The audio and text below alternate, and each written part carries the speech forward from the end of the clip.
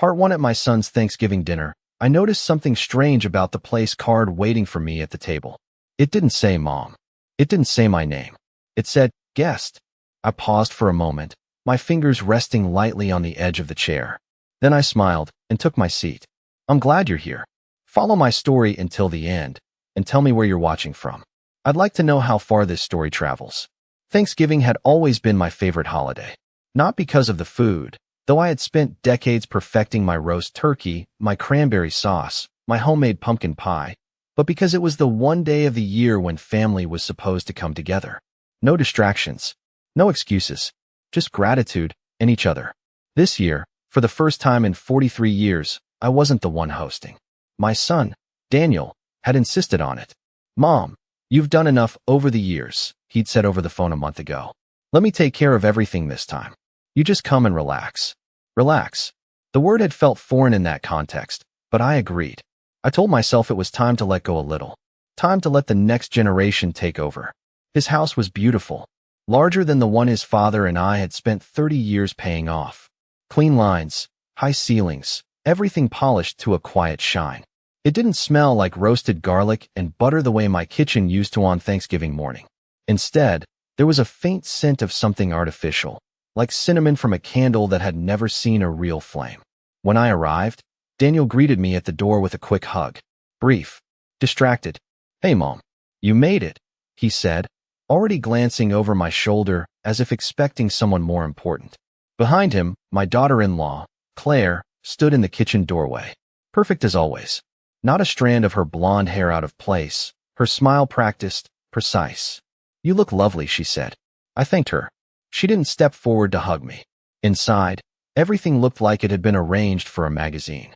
The table was set with matching china, neatly folded napkins, polished silverware placed at exact angles. It was beautiful, but it didn't feel warm. I walked over to the table, admiring the details, trying to ignore the quiet distance that seemed to hang in the air. That's when I saw the place cards, each one carefully written in elegant script. Daniel, Claire, Mr. and Mrs. Peterson, Uncle Ray, and then mine. Just one word. Guest. No last name. No title. No acknowledgement of who I was in that house, or in that family. For a second, I wondered if it was a mistake. But Claire noticed me looking. Oh, she said lightly, stepping closer. We kept it simple this year. Less clutter on the table. Simple. I nodded, still smiling. Of course. Daniel didn't look at the card. Or at me. He was busy opening a bottle of wine. I took my seat. Dinner began shortly after. Plates were passed. Polite conversation filled the room. Laughter rose and fell in soft waves. From the outside, it probably looked like a perfect Thanksgiving gathering. I contributed where I could. A comment here. A question there. I asked Daniel about work. Complimented Claire on the meal. She thanked me, but there was something in her tone, something thin, almost amused. At one point, Daniel leaned back in his chair, smiling as he looked around the table. I think this might be our best Thanksgiving yet, he said. Everyone murmured in agreement. I looked down at my plate. The turkey was tender. The gravy was smooth. Everything was exactly as it should be. And yet, something wasn't right. It wasn't just the card. It was the way Daniel avoided my eyes. The way Claire answered questions meant for him. The way certain conversations stopped when I spoke. Small things. Easy to dismiss. Easy to ignore. But after a lifetime of raising a family, of watching people more closely than they realized, I had learned something important. It's never just one thing. I picked up my fork, my movement steady, my smile still in place. And as the conversation shifted to plans for the coming year, investments, properties, future projects, I heard something that made my hand pause, just slightly, above my plate. The transfer went through months ago, Daniel was saying. Everything's already in place. Claire shot him a quick look. A warning. He stopped talking. Silence flickered for just a second before someone changed the subject. I lowered my fork slowly. Months ago, I didn't ask any questions. Not yet. But for the first time that evening, the word on my place card no longer felt like a small oversight. It felt like a decision. And suddenly, I couldn't shake the feeling that I wasn't just a guest at that table. I was a stranger in a story that was supposed to be mine. Part 2. The drive home that night felt longer than it should have. Daniel had offered to call me a ride, but I told him I preferred to drive myself. I always had. There are certain habits you hold on to, even when everything else begins to feel uncertain. The roads were quiet. Most families were still gathered around their tables, finishing dessert, sharing stories, holding on to the warmth of the holiday a little longer. I drove in silence. No music, no radio, just the soft hum of the engine and the steady rhythm of my thoughts. Guest. The word stayed with me. Not loud, not dramatic, just present, like something small caught in your shoe that you can't quite shake loose. When I got home, I didn't turn on the lights right away. I set my keys down on the small wooden table by the door, the same table Daniel had made for me in his high school woodworking class.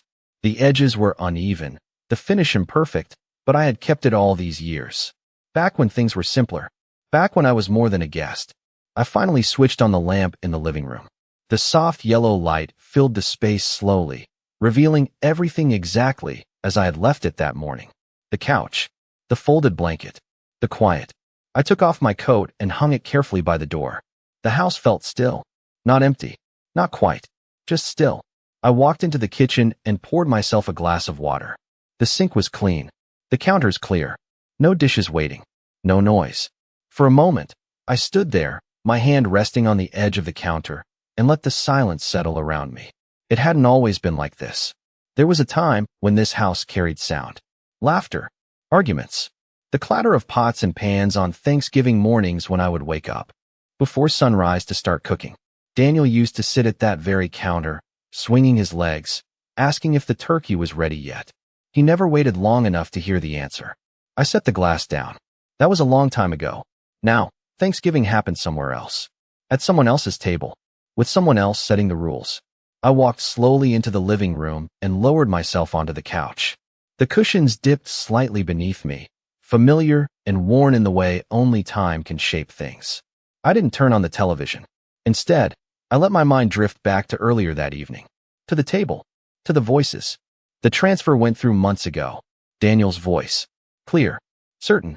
Not confused. Not unsure. Claire's look. Quick. Sharp. Intentional. I exhaled slowly. It could have meant anything. A business deal. An investment. Something routine. That's what I told myself. That's what made the most sense. And yet, I leaned forward slightly, resting my elbows on my knees. Something about the way he said it didn't feel routine. It felt settled. Final. Like a decision that had already been made. Already been completed. Without discussion. Without explanation. I straightened again, folding my hands loosely in my lap. There had been other moments too. Small ones. Easy to overlook at the time. A few months ago, Daniel had asked me if I'd received everything. I had assumed he meant the birthday card he usually sent late. I told him yes, of course, thank you. He didn't follow up. Then there was the time Claire mentioned how lucky I was that things had been taken care of.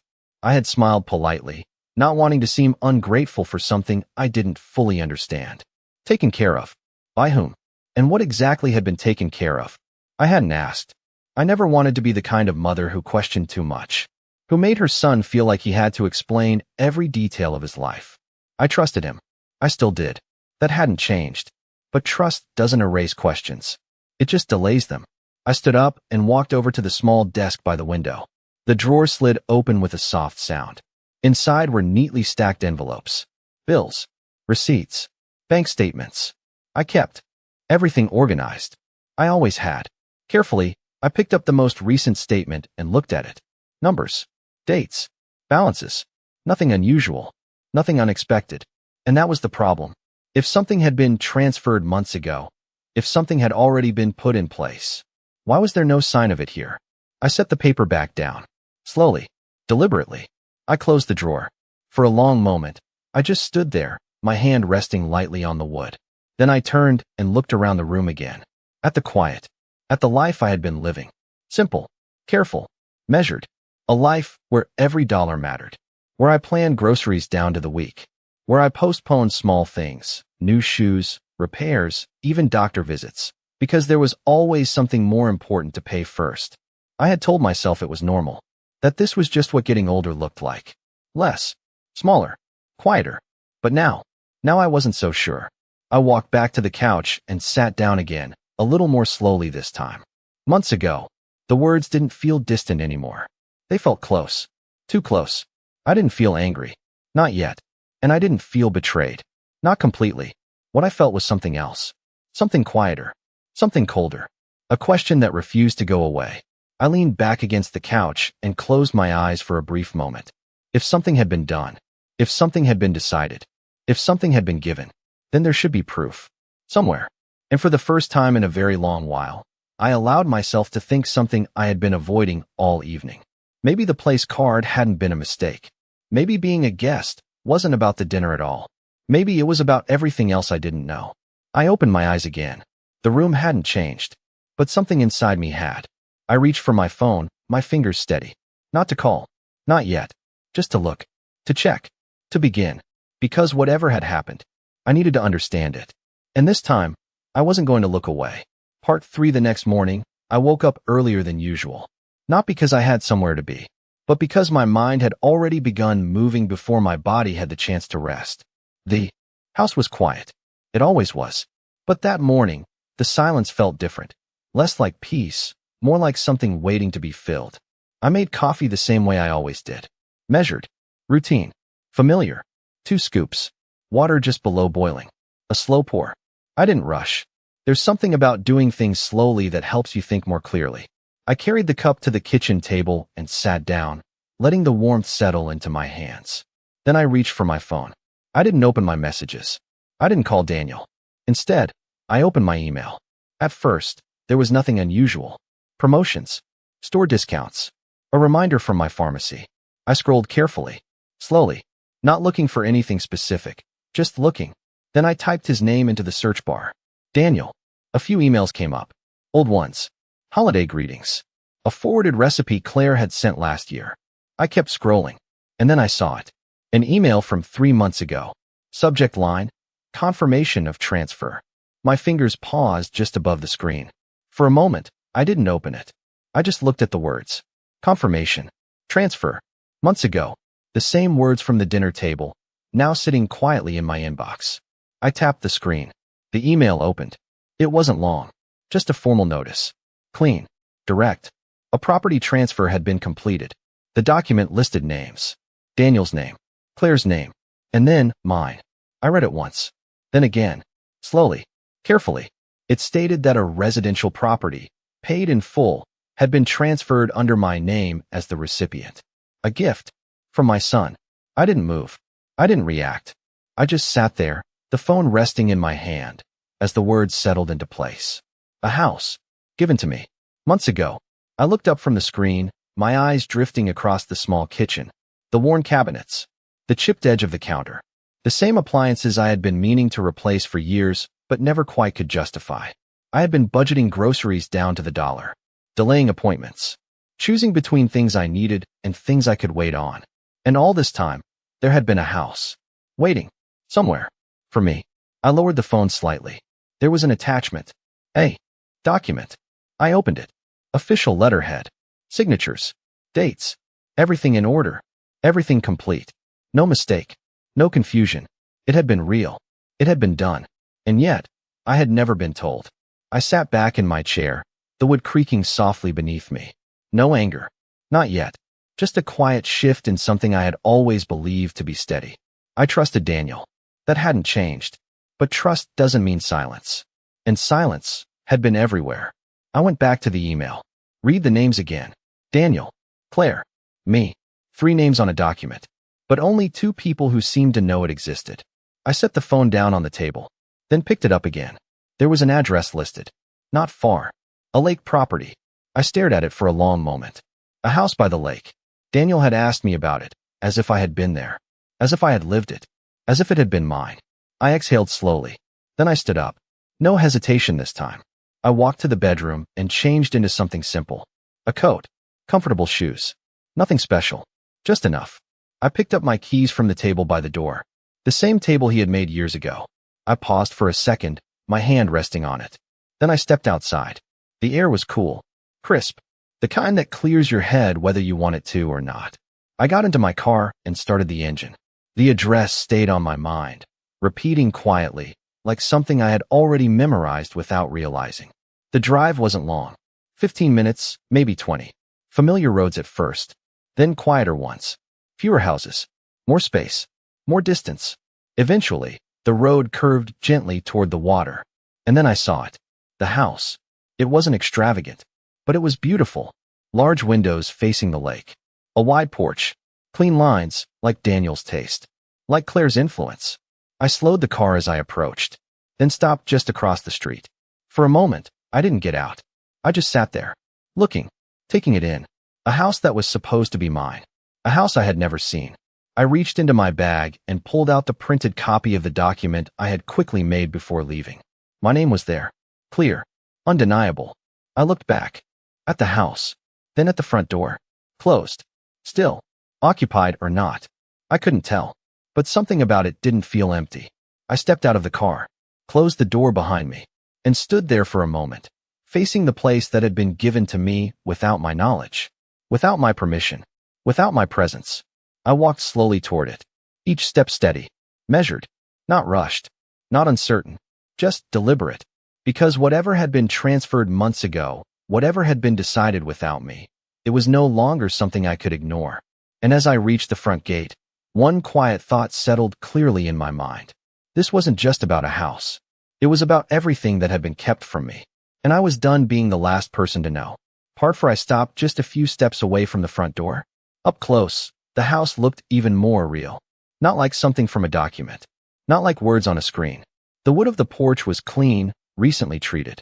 The windows were spotless, reflecting the soft movement of the lake behind me.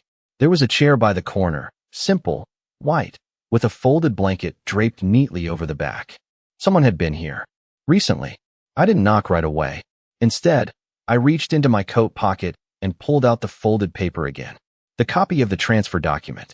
My name was still there. Unchanged. Unaffected by the quiet in front of me. I looked at it for a moment longer, then folded it back carefully and returned it to my pocket. Then I knocked. Once. Not loud. Not hesitant. Just enough. I waited. At first, there was nothing. Only the faint sound of water moving somewhere beyond the house. A soft breeze brushing against the trees. Then, movement inside. Footsteps. Slow. Measured. And then the door opened. Claire stood there. For a second, neither of us spoke. Her expression didn't change dramatically. That was never her way. But I noticed the small things. The way her hand tightened slightly on the edge of the door. The brief pause before she smiled. "Mrs. Thompson," she said. Not Mom. Not even by my first name. Just formal. Distant. I returned the smile. "Claire." Another pause. She stepped back slightly, just enough to hold the door open, but not wide enough to feel welcoming. "I didn't expect you," she said. "I imagine not," I replied. My voice was calm. Even. The same way it had been at the table the night before. She hesitated for a fraction of a second, then gestured lightly. "Would you like to come in?" I nodded and stepped inside. The air smelled faintly of lemon and something floral. Clean. Controlled. Everything inside the house looked finished. Furniture in place. Decorations minimal but deliberate. A vase on the table. Books arranged neatly on the shelf. This wasn't an empty property. This was a lived-in space. I walked slowly into the living room, my eyes taking in the details without rushing. A framed photograph on the side table caught my attention. Daniel. Claire. Standing by the lake. Smiling.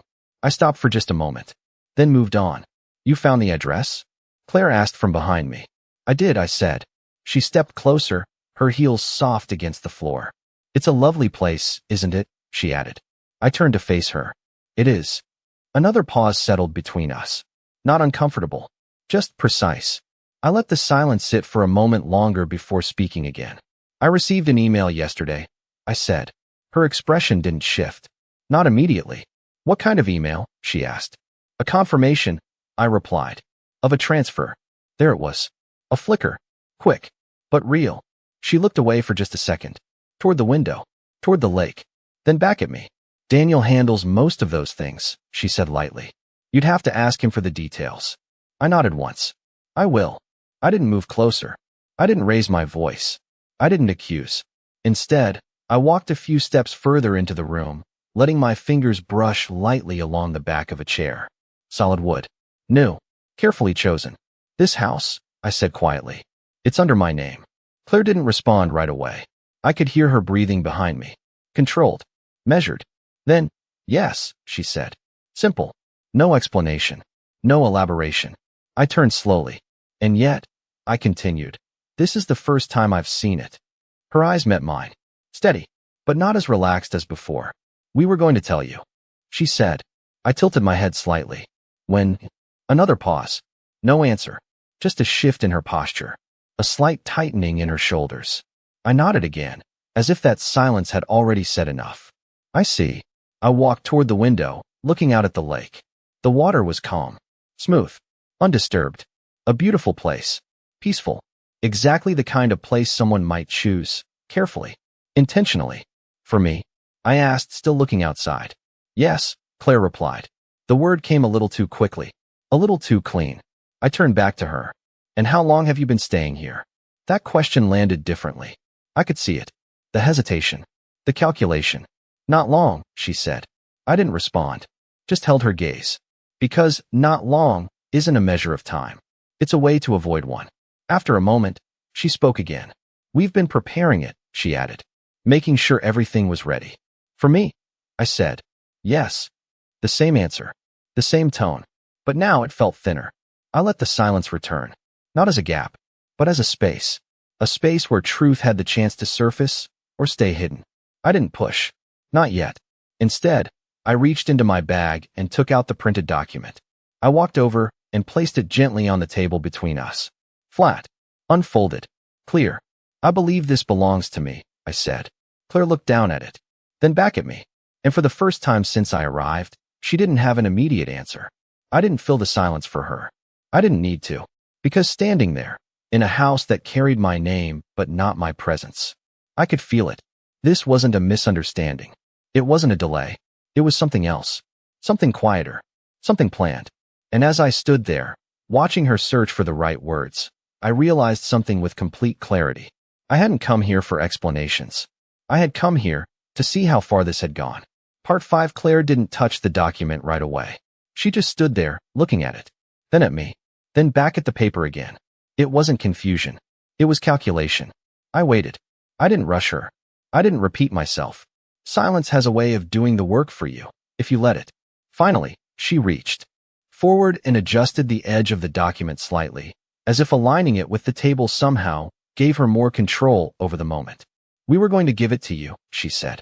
Her voice was calm, controlled, carefully measured. I nodded once. You said that. Another pause. Different this time. Thinner. More fragile. I rested my hands lightly on the back of the chair beside me. Claire, I said, not raising my voice. This house was transferred 3 months ago. She didn't deny it. Yes. And in those 3 months, I continued, no one mentioned it to me. She inhaled softly. It wasn't the right time. I let that settle in the air for a moment. The right time, I repeated. She held her posture. Yes. I looked around the room again. At the furniture. The framed photos. The small details that don't appear overnight. How long have you been staying here? I asked again. This time, she didn't answer immediately. A second passed. Then 2. Off and on, she said. Off and on. Another answer that avoided anything solid. I walked slowly toward the kitchen area, my fingers brushing lightly against the counter as I passed. Everything was stocked. Dishes in the cabinets. Food in the refrigerator. I could see it from where I stood. Not staged. Not temporary. Lived in. I turned back to her. This doesn't look like a place that's being prepared, I said. She didn't respond. Instead, she crossed her arms lightly. A small shift. Defensive. It's just more convenient sometimes, she added. For what? For being closer to the city. For Daniel's work. I nodded slowly. And your house. Another pause. We still have it. Still. Not left. Not sold. Just still there. And this one? Also in use. I let out a quiet breath. Nothing dramatic. Just enough to clear the space between us. So this house, I said, that was given to me. I gestured lightly around the room. Has been used by you. It wasn't a question. Claire met my eyes. For practical reasons, she replied. Practical. A word that removes emotion. Removes responsibility. Turns decisions into logistics. I didn't argue with the word. I didn't challenge it. I simply accepted it and moved forward. And the email. I said, why was it sent to me? That question landed differently. She hadn't expected it. I could see that. It's an automated system, she said quickly. Sometimes it includes all parties involved. All parties, I repeated. Yes. I tilted my head slightly. And yet, I said, this is the first time I've heard about it. She didn't answer. Because there wasn't an answer that would hold. The room grew quieter. Not tense. Just clear. Like everything unnecessary had been stripped away. I walked back toward the table and looked down at the document again. Then I folded it carefully. Once. Twice. Precise. Controlled. I've been living very simply, I said. Not accusing. Just stating. Claire said nothing. I've been budgeting my groceries, I continued. Postponing things I needed. Telling myself it was just part of getting older. Still no response. I looked up at her. And all this time, I said, there was a house in my name. She shifted slightly. It was meant to help you, she said. I nodded. I see. But I didn't say thank you. Because gratitude requires clarity. And there was none here. Only pieces. Fragments. Carefully arranged. I picked up my bag from the chair. No sudden movement. No sharp reaction. Just a decision forming quietly. I think I understand enough for now, I said. Claire straightened slightly. As I said, she replied, Daniel can explain the rest. I'm sure he can. I walked toward the door. Slow. Steady. The same way I had entered. Claire followed a few steps behind. Not trying to stop me. Not trying to convince me. Just watching. I reached the door and placed my hand on the handle. Then paused. Not because I was unsure, but because there was one more thing that needed to be said. I turned back to her. When something is given, I said calmly, it usually reaches the person it belongs to. She didn't respond. Her expression remained composed. But her eyes, they weren't as steady as before. I opened the door. The cool air met me again. Clean. Honest. I stepped outside. And this time, I didn't look back right away. Because I already knew what I needed to know. This wasn't a misunderstanding. It wasn't timing. It wasn't oversight. It was a decision. A quiet one. Made without me. I walked down the path toward my car. Each step even, unhurried. The lake moved gently behind me. The house stood still. Exactly as it had before. But something had changed. Not in the house. Not in Claire. In me. Because now, I wasn't just aware that something had been hidden. I understood something more important. This wasn't about a gift that hadn't been delivered. It was about control. And for the first time since this began, I wasn't standing outside of it anymore. I got into my car and closed the door softly. My hands rested on the steering wheel. Still steady. Still calm. But no longer uncertain. I didn't start the engine right away. Instead, I sat there for a moment, letting one quiet thought settle fully into place. If they had made decisions without me once, they would do it again. Unless I stopped it. I started the car. And as I pulled away from the house that carried my name, but not my life, I made a decision of my own. This time, I wouldn't wait to be told anything. I would find out everything.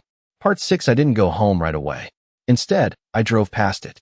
The turn that would have taken me back to my street came and went, and I kept going without thinking twice. There are moments when going back feels premature. Like closing a book before you've reached the part that explains everything. I wasn't ready to sit in silence again. Not with questions like these. The road ahead was familiar. Not from habit, but from memory. Downtown. Older buildings. Offices that had been there longer than most of the houses in Daniel's neighborhood. I hadn't been there in a while. Not since my husband passed. He used to handle things like this. Paperwork. Legal matters. Details that required more attention than emotion. After he was gone, I kept things simple. Small accounts. Basic needs. Nothing complicated. Nothing that required asking too many questions. But this wasn't simple anymore. I parked a few blocks away and turned off the engine. For a moment, I just sat there, my hands resting lightly on the wheel. Then I reached into my bag and took out the folded document again. I didn't read it this time. I already knew.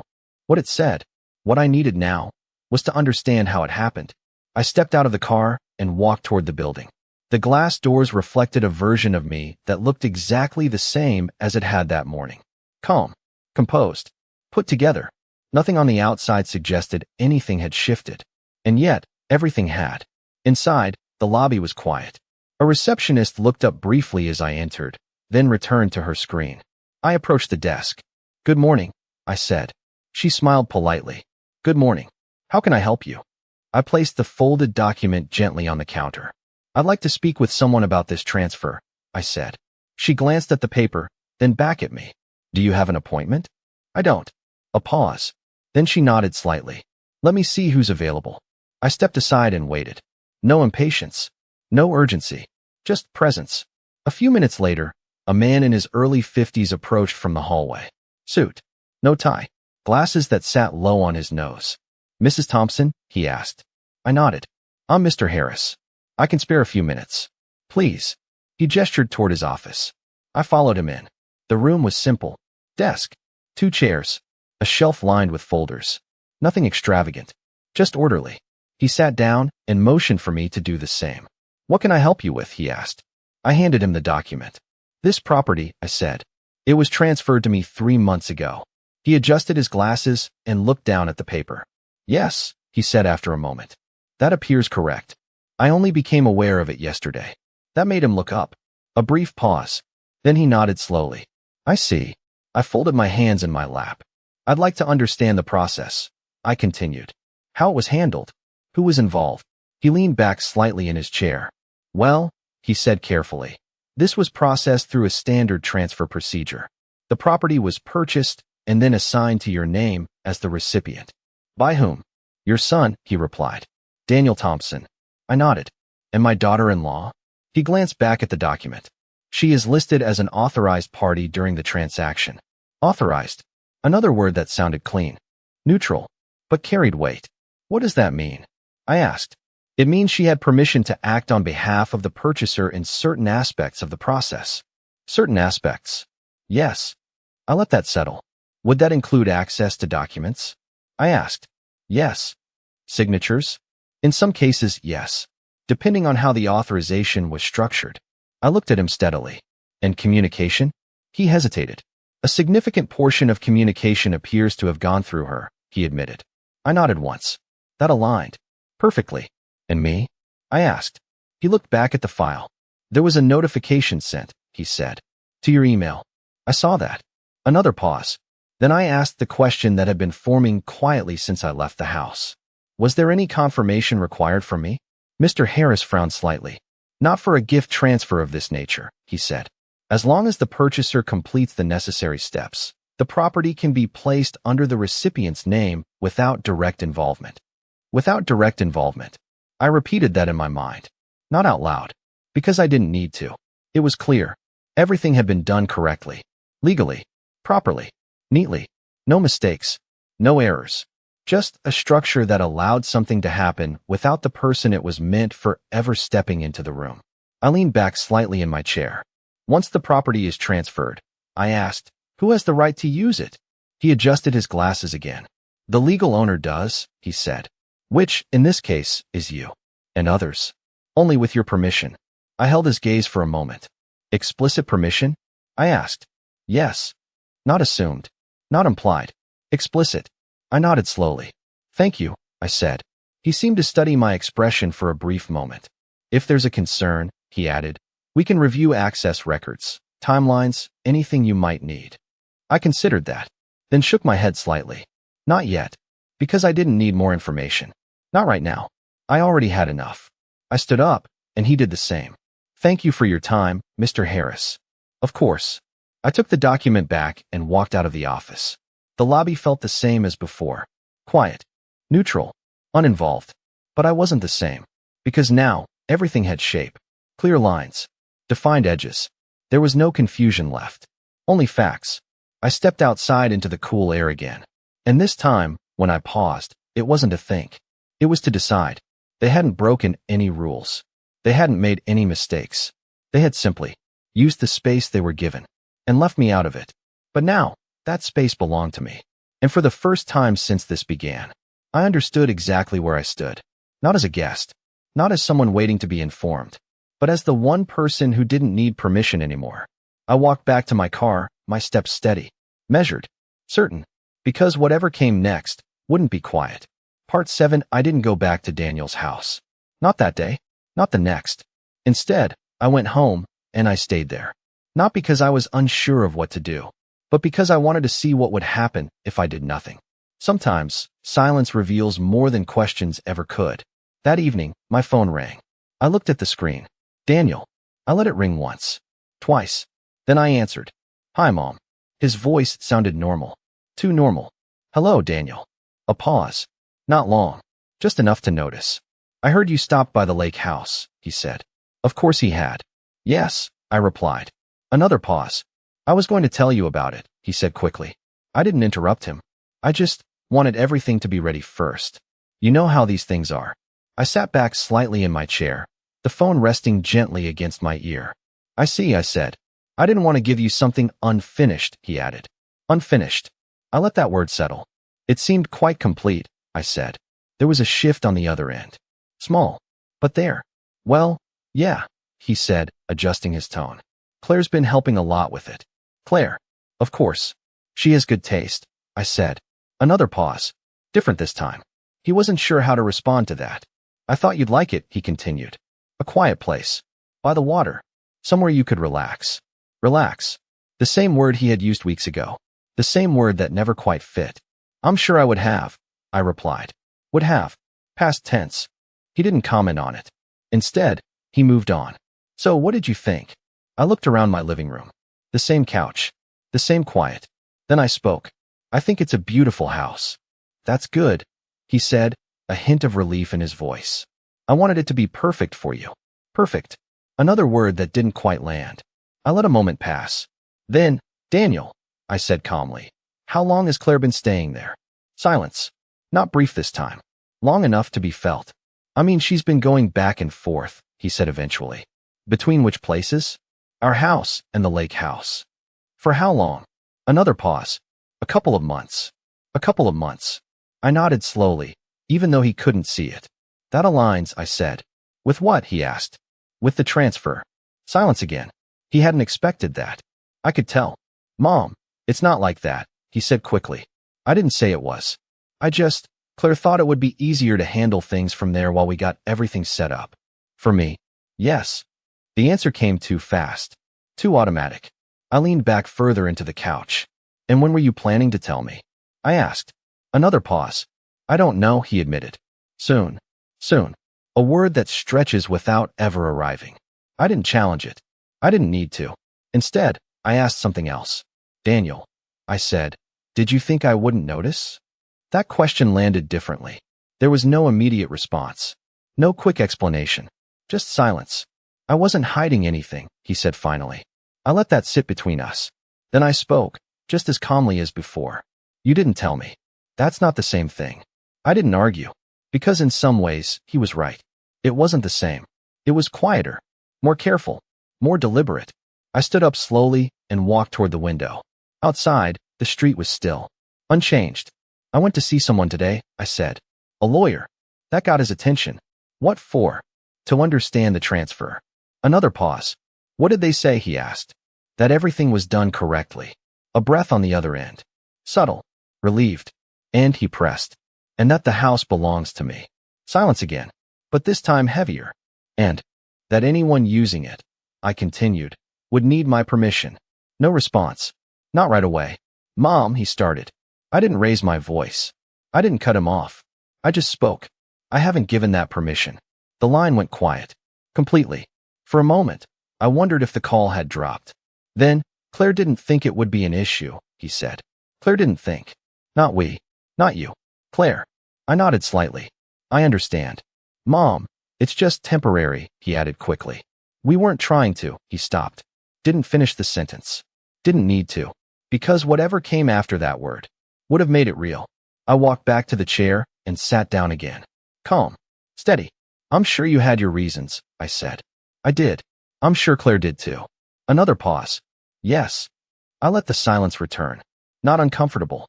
Just final. Because there was nothing left to clarify. Nothing left to explain. Everything had already been said. Not in words, but in actions. I'll call you tomorrow, Daniel said. All right. We can talk more then. Of course. He hesitated. Mom. Yes. I did this for you. I held the phone a little closer. I know, I said. And then I ended the call. I placed the phone down on the table beside me. Carefully. Deliberately. No sudden movement. No emotions spilling over. Just stillness. Because now, everything was clear. Not just what had happened, but how it had happened. And more importantly, why? I sat there for a while, letting the quiet settle around me once again. But it didn't feel the same as before. It wasn't empty. It wasn't uncertain. It was resolved. Because for the first time since this began, I wasn't waiting for answers anymore. I had them. And now, I was ready to decide what to do with them. Part 8. The next morning, I didn't wait for Daniel to call. I didn't check my phone. I didn't sit with the quiet, hoping something would change. Because at that point, there was nothing left to wait for. I already knew what I needed to know. Instead, I got dressed the same way I always did. Simple. Clean. Nothing unnecessary. I made my coffee, sat at the table, took one slow sip. Then I stood up, picked up my keys, and left. This time I didn't hesitate. The drive to the lake house felt shorter. Not because the distance had changed, but because I wasn't going there to see anything anymore. I was going there to act. When I arrived, the house looked the same as the day before. Still, perfect, untouched from the outside. But I didn't stop across the street this time. I pulled into the driveway, parked, turned off the engine, and stepped out. No pause, no second guessing. I walked straight to the front door, and I didn't knock. I reached into my bag and took out the key, the one Mr. Harris had arranged for me that morning. A simple thing. Metal. Cold. Precise. Proof. I inserted it into the lock. Turned it. The door opened. Just like that. No resistance. No delay. I stepped inside. The same scent greeted me. Lemon. Floral. Controlled. But it didn't feel the same. Because this time, I wasn't a visitor. I closed the door behind me and walked into the living room. Everything was exactly where it had been. The chair. The photographs. The quiet. But something about the space had shifted. Not physically, but in meaning. I set my bag down on the table. Then I walked slowly through the house. Room by room. The kitchen. The hallway. The bedroom. Closets partially filled. Clothes that weren't mine. Shoes by the door. Small details. Clear evidence. This wasn't occasional use. This was residence. I stopped in the bedroom doorway and looked around. A suitcase sat near the wall. Half open. Not packed. Not temporary. Settled. I didn't touch anything. I didn't move anything. I just looked. Because I didn't need to disturb the space to understand it. It had already said everything. I turned and walked back into the living room. Then I sat down. Calm. Steady. And I waited. Not long. About 20 minutes. Just enough time. Then, the sound of a car pulling into the driveway. Doors closing. Voices. Claire. And Daniel. The front door opened. They stepped inside. And stopped. Both of them. At the same time. Because I was already there. Sitting. Waiting. Claire's expression changed first. Not dramatically. But enough. Daniel looked between us. Confused. Mom. I met his eyes. Good morning, Daniel. His gaze shifted. Toward the door. Then back to me. How did you? I let myself in, I said. My voice didn't rise. Didn't sharpen. Just landed. Claire stepped forward slightly. That's not appropriate, she said. I turned my head toward her. Neither is living in a house that isn't yours. Silence. Immediate. Heavy. Daniel exhaled. Mom, we talked about this. No, I said quietly. You talked. That stopped him. Completely. I stood up slowly. Not abruptly. Not aggressively. Just enough to shift the balance of the room. This house, I continued, is under my name. Yes, but, Claire started. I didn't raise my voice. But I didn't step back either. There is no but. She held my gaze. Tense now. Careful. This was meant for you, she said. And yet, I replied, I wasn't here. Another pause. Daniel stepped forward. Mom, we were going to give it to you when everything was ready. It is ready. No hesitation. No doubt. He opened his mouth, then closed it. Because there was nothing left to explain. Everything he might have said had already been undone by what I could see. I walked past them. Not rushing. Not avoiding. Just moving with purpose. Back toward the front door. They turned to follow me. Mom, where are you going? Daniel asked. I stopped with my hand on the handle. Then turned back to face them. I'm not going anywhere, I said. Another pause. Confusion. Real this time. This is my house. The words settled into the room. Clear. Unmistakable. Claire's expression tightened. You can't just, she started. I can. Calm. Simple. True. Silence again. Different now. No longer uncertain. Just exposed. I opened the door. The cool air moved in. Fresh. Unfiltered. Then I stepped slightly to the side. Not leaving. Just making space. For you? I said. Neither of them moved. At first. Then Daniel looked at Claire. Claire looked back at him. A silent exchange. Fast. Sharp. Unspoken. Then Daniel turned back to me. Mom, this is unnecessary. I shook my head slightly. No, I said. It's overdue. Claire's posture stiffened. We've invested time into this place, she said. I nodded. I can see that. That should count for something. It does. I held her gaze, then added. It tells me exactly how long this has been happening. That landed. Harder than anything else. Because it wasn't emotional. It was factual, measured, and impossible to argue with. Daniel ran a hand through his hair. This isn't how we should handle this, he said. I looked at him. Calm. Steady. How should we handle it? I asked. He didn't answer. Because there wasn't a version of this that made sense anymore. Not after everything. Not after the silence. Not after the choices that had already been made. I stepped back slightly. Still inside. Still present. Still in control. You can take what belongs to you, I said. My voice even. Unshaken. And then you can leave. The room went completely still. No movement. No sound. Just the weight of what had finally been said. Because this time, I wasn't asking questions. I wasn't waiting. I wasn't observing. I was deciding. And for the first time since all of this began, they understood that. Part 10. I didn't go back to the lake house that night. I didn't call. I didn't check in. Because there was nothing left to manage. No need to remind them. No need to follow up. I had said what needed to be said. And for the first time in a long time, I trusted the silence to do its work. The next morning, I woke up at the same hour. No alarm. No urgency. Just habit. I moved through my routine the same way I always did. Coffee. A quiet kitchen. The soft sound of the spoon against the cup. But something was different. Not outside. Inside. There was no wait. No lingering question. No hesitation. Just clarity. I didn't rush. I finished my coffee. Washed the cup. Dried it. Placed it back exactly where it belonged. Then I got dressed. Simple. Neutral. Nothing that needed attention. Because today wasn't about appearance.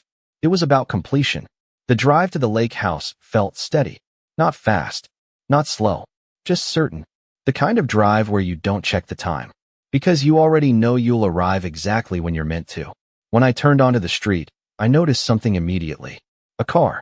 Parked outside. Not in the driveway. On the street. Daniel's. I pulled in slowly behind it. Turned off the engine. And stepped out. The house looked the same. From the outside. Still. Quiet. But the front door was slightly open. Just enough to notice. I walked up the path. No hesitation. No pause. And pushed the door open gently.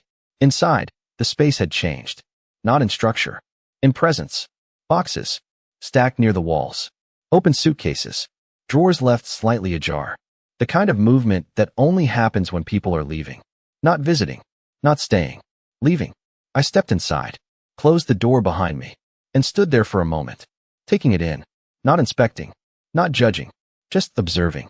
Because this was the first honest version of the house I had seen. Not staged. Not arranged. Not explained. Just real. Footsteps from down the hall. Then Daniel appeared. He stopped when he saw me. Mom, he said. No surprise this time. Just acknowledgement. Good morning, Daniel. He nodded slightly. We started packing last night. I can see that. Claire appeared a moment later. Her posture was different. Still composed. But tighter. More contained. We're almost done, she said. I looked at her. Then at the boxes. Then back at her. Take your time, I said. She blinked. Just slightly. Not expecting that. We'll be out by noon, Daniel added. I nodded once. That's fine. I walked further into the living room. Past the boxes. Past the half-empty shelves. And sat down. The same chair. The same position. But a different moment. They continued moving. Quietly. No arguments. No raised voices. Just the sound of things being placed into boxes. Zippers closing. Drawers sliding shut.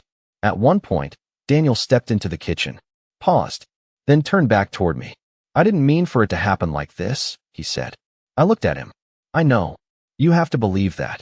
I do. That seemed to settle something in him. Not completely, but enough. Because intention and action are not always the same thing. Claire didn't say anything. She moved with purpose. Efficient. Focused. But she avoided looking at me. Not out of fear. Not exactly. More like distance. As if eye contact would make something too real to ignore. Time passed. I didn't check the clock. I didn't need to. Because the house itself told the time. Less furniture. Fewer objects. More space. Eventually, the living room was nearly empty. The shelves cleared. The table bare. Only the essentials remained. Daniel walked over. Keys in his hand. He held them for a moment, then extended them toward me. "These are for the back door," he said. I reached out and took them. Simple. No ceremony. Just a transfer. Claire stepped forward after that. Slower. More deliberate. She placed a small stack of papers on the table. "Utility accounts," she said. "Everything is current." I nodded. "Thank you." Another pause. Then she added, "We didn't damage anything." "I didn't expect you did." That was the last thing she said. They picked up the final boxes. Moved toward the door. Daniel paused once more before stepping outside. He looked back at me, as if he wanted to say something else, but didn't, because some things don't have a version that sounds right anymore. Then they were gone. The door closed. The car started, and the sound faded down the road. Silence returned, but not the same silence as before. This one was earned. I stood up slowly, walked through the house again, room by room, now empty, now open, now mine. No photos, no church belongings, no signs of someone else's routine, just space, waiting. I walked to the window, looked out at the lake. The water moved gently, unchanged, unaffected.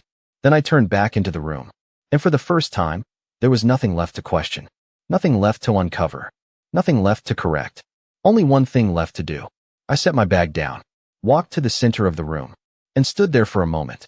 Still, present, certain, because this wasn't just about a house anymore. It never really was. It was about something much quieter, something easier to miss, until it's already happened. Being left out, being decided for, being placed somewhere you didn't choose. I looked around once more, at the empty space, at the quiet, at the life that hadn't started here yet. Then I took a slow breath and made one final decision. This time, everything that happened in this house would happen with me in it. Part 11. I didn't move in that same day. Even after the house was empty, even after the keys were in my hand, I left, not because it didn't belong to me, but because I wasn't going to step into something without choosing how I entered it. I drove back to my house, the same one I had lived in for years, the same one where everything had a place, where nothing was unexpected, where silence meant comfort, not questions. When I walked in, everything was exactly as I had left it. The couch, the table, the quiet. But I didn't sit down right away. I stood there for a moment, looking, not at the furniture, but at the life I had been living inside it. Careful, measured, small. A life where I made room for others, even when they weren't making room for me. I walked slowly into the kitchen, ran my fingers lightly along the counter. The same motion I had done countless times before. But this time, it felt different. Because now, I knew something I hadn't allowed myself to see before. It's not just what people take from you. It's what they decide you don't need. Without asking, I poured myself a glass of water, set it down, didn't drink it, just stood there, letting the thoughts settle. Daniel hadn't meant to hurt me. I believed that. He had convinced himself it was a gift. Something good, something generous. But generosity doesn't happen in silence. And care doesn't happen without presence. Claire, on the other hand, she had been precise, careful, intentional, not loud, not obvious, but clear, in the way she moved, in the way she answered, in the way she chose what to say and what to leave out. I didn't feel anger, not the kind that rises quickly, not the kind that demands to be heard. What I felt was something else, something steadier, something that doesn't fade. Clarity. I walked into the living room and sat down. Finally, the cushions dipped the same way they always had. Familiar, reliable. I looked around the room again, at everything I had held on to, everything I had adjusted around, everything I had accepted without question. Then I reached for my phone, not to call Daniel, not to explain, not to argue, but to make one more decision. I opened my contacts, scrolled, stopped. Mr. Harris. I pressed call. He answered after the second ring. Mrs. Thompson? Yes, it's me. How can I help you? I didn't rush, didn't over-explain, just spoke. I'd like to make a few updates regarding the property. A pause. Professional. Attentive. Of course, he said. What kind of updates? I looked around my living room one more time, at the life I had built, the one I had protected, the one I had slowly been pushed out of without realizing it. Access, I said. I want everything formalized. Understood. No shared permissions, I continued. No assumptions. Another pause. Then, that can be arranged. I nodded, even though he couldn't see it. I'd also like documentation of all previous access. That may take some time, he said. That's fine. Because I wasn't in a hurry anymore. I want everything clear, I added. Everything recorded. Of course. I ended the call. Set the phone down. No emotion. No hesitation. Just completion. Because this wasn't about punishing anyone. It wasn't about proving anything. It was about something much simpler. Ownership. Not just of the house, but of the decisions around it. I leaned back into the couch. Closed my eyes for a brief moment. For years, I had made space. Adjusted. Waited. Assumed things would come to me when the time was right. But time doesn't correct silence. People do. Or they don't. I opened my eyes again. Looked around the room one last time.